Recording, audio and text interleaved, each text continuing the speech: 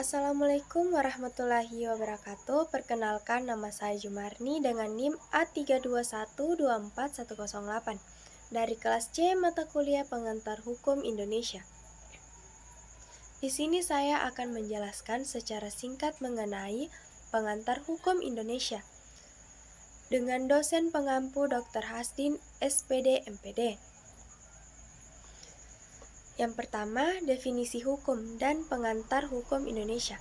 Pengantar hukum Indonesia adalah hukum dasar untuk mengantar ke pelajaran yang lebih lanjut.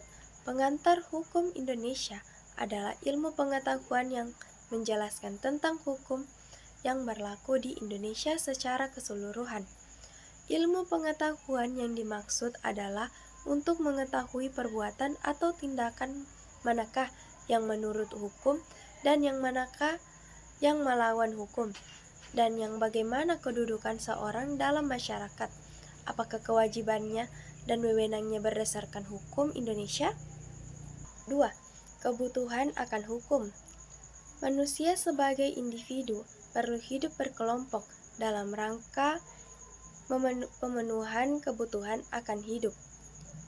Maksudnya yaitu bahwa manusia sebagai individu tidak bisa hidup sendiri dan memerlukan interaksi sosial dengan orang lain untuk memenuhi kebutuhan hidup dari masyarakat tersebut.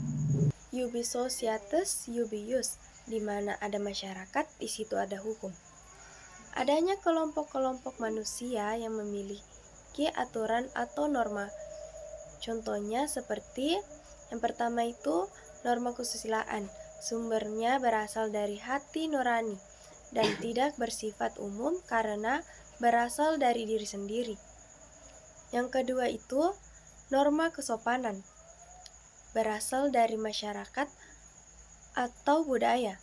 Jika sumbernya dari masyarakat, tidak umum karena setiap standar dari masyarakat memiliki perbedaan, mulai dari hal kecil hingga hal besar.